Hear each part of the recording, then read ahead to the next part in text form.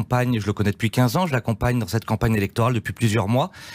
Ce que j'aime chez Éric Zemmour, c'est que c'est pas un politicien, c'est pas un marchand de voix, et vous avez raison. Hier soir, à l'inverse de tant d'autres politiciens qui auraient attendu, tergiversé, par amour de la France, très clairement, il a appelé à voter Marine Le Pen. J'ai commis des erreurs, nous a-t-il dit. Lesquelles, vous qui êtes son porte-parole? Je crois qu'il l'a évoqué lui-même, il a parlé des siennes, il a parlé de la situation internationale, d'un contexte compliqué, mais permettez-moi, je pense que vous m'accorderez ça ce matin, puisque beaucoup pointeront les erreurs de la campagne d'Éric Zemmour, moi d'en pointer les qualités. Je crois que ce matin, si nous sommes en 4e position, si nous avons été capables de rassembler 2 500 000 Français, c'est parce qu'Éric Zemmour a eu le courage justement de poser des mots et des actes dans cette campagne présidentielle qui dureront sur le temps long.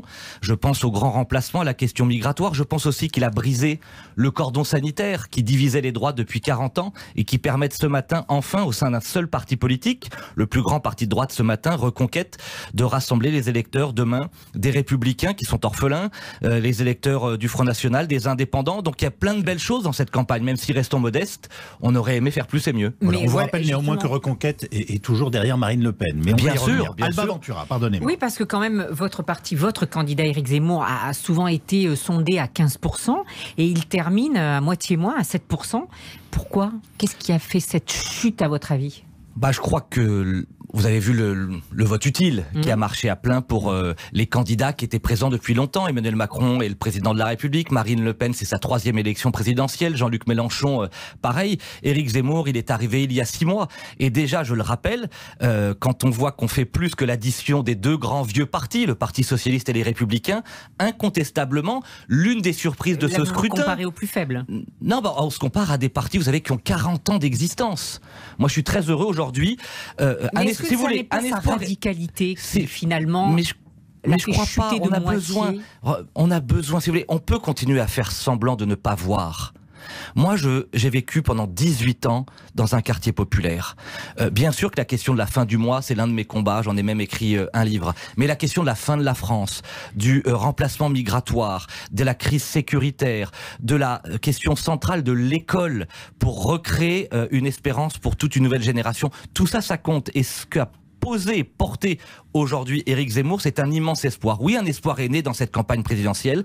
Cet espoir de la reconquête ne se bâtit pas en 6 mois, mais elle peut se bâtir en 5 ans. Et nous avons désormais non seulement 15 jours pour faire gagner Marine Le Pen, c'est le premier défi qui nous attend. Le second, c'est de bâtir une grande coalition pour une majorité présidentielle à l'occasion des élections législatives, puis de continuer à porter le drapeau de la droite, puisque les Républicains n'existent plus, puisque des électeurs de droite sont aujourd'hui orphelins. Et vous voyez bien que ce que nous avions dit sur Madame Pécresse, qui a attendu à peine 20h20 pour se rallier à Emmanuel Macron, pour avoir dit pique-pangre sur le président de la République, eh bien, moi j'appelle ce matin les électeurs des Républicains, j'appelle Éric Ciotti et tous ceux qui ne veulent pas rejoindre Emmanuel Macron à se rassembler autour d'Éric Zemmour et de Reconquête. Je crois que vous venez d'être très clair, mais j'insiste. Êtes-vous prêt à gouverner avec Marine Le Pen?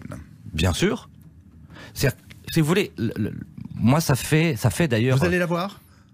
Attendez, je réponds d'abord. Je vous le dis très simplement, parmi les informations que nous avons ce matin, il semble que la présidente du Rassemblement National, que la candidate, pardonnez-moi, du Rassemblement National, veut absolument vous rallier et dans tous les sens du terme. Vous inclus, personnellement. Yves Calvi, moi je ne demande rien. Personnellement, franchement, je vous le dis, si j'ai fait ce choix, vous savez, en janvier, c'était beaucoup plus pratique pour moi de rester député républicain tranquillement dans mon coin. Moi, je suis très fier d'avoir fait un choix de conviction. Ça fait 20 ans que je suis engagé en politique. Attendez, je vous réponds très clairement. Pour bâtir un grand rassemblement des patriotes, des droites et des indépendants. Nous portons avec Éric Zemmour l'union des droites. Marine Le Pen porte l'union des patriotes. Il faudra l'addition des deux pour l'emporter face à Emmanuel Macron. J'y occuperai la place que Madame Le Pen veut bien nous accorder à nous. Mais la question, je vous le garantis, ça n'est pas une question de marchandage. Et pourtant, Éric Zemmour expliquait et a fondé sa campagne sur le fait qu'elle ne pouvait pas gagner. C'est extraordinaire ce paradoxe. Vous avez noté, puisque vous l'avez écouté avec attention, qu'il a ajouté « Je prie le ciel de m'être trompé ». Vous avez bien vu qu'en 2012, Marine Le Pen n'a pas pu gagner. En 2017, elle n'a pas pu gagner. Eh bien, nous devons, en cet instant, malgré nos différences, avec Marine Le Pen, nous unir pour battre Emmanuel Macron, construire un grand gouvernement d'union nationale dans lequel la droite de conviction, la droite des valeurs, la droite qui ne cède rien, qui ne renonce à rien, qui ne renie rien, aura toute sa place. Vous n'avez pas tout à fait répondu à la question d'Yves tout à l'heure. Est-ce que Marine Le Pen vous a téléphoné ? Alors, vous me permettrez, moi, tout ce qui est de l'ordre privé pour le moment, c'est pas à moi de le dire. Ce sera à elle. Ce sera à elle. Votre réponse est assez nébuleuse pour qu'on puisse imaginer que c'est vrai. Non, mais c'est pas à moi. Je ne suis pas candidat à l'élection présidentielle. Je ne suis pas au second tour de l'élection présidentielle. La balle est dans le camp de Marine Le Pen. C'est à elle de créer les conditions de ce rassemblement pour gagner. Nous avons été d'une clarté limpide, immédiate, absolue, sans prendre le temps de négocier quoi que ce soit. Vous l'avez noté hier soir en appelant à voter pour le camp national, pour Marine Le Pen. C'est à elle désormais, avec Éric Zemmour, avec ses soutiens, je pense à Philippe de Villiers, je pense à Marion Maréchal, je pense à Nicolas Bay, de créer les conditions de ce rassemblement. La question que l'on se pose, c'est est-ce que vous êtes prêt à la rallier, c'est-à-dire à intégrer le Rassemblement national, ou est-ce que c'est seulement une coalition entre Reconquête mais ça ne peut être qu'une coalition. Pardonnez-moi, petite question complémentaire, et ce sera la dernière. Est-ce que cette union que vous prenez ce matin, vous la faites vivre jusqu'aux élections législatives ? Bien sûr. Alors, d'abord, première question. Je suis le vice-président exécutif de Reconquête. Je suis loyal à Éric Zemmour, comme je l'ai été d'ailleurs jusqu'à la fin avec Nicolas Sarkozy ou avec Philippe de Villiers. Donc il est hors de question pour moi de quitter Reconquête. Je suis l'un des patrons de Reconquête, avec Marion Maréchal et Nicolas Bay. Donc nous restons à la tête de cette grande formation politique qui est en train de naître, et nous disons, pour répondre à la seconde question, celle d'Yves Calvi, qu'il faut créer ce matin les conditions d'une grande coalition pour gagner la présidentielle et pour bâtir une majorité présidentielle à l'occasion des législatives. Merci beaucoup Guillaume Pelletier d'avoir pris la parole ce matin. Merci à vous. Sur RTL.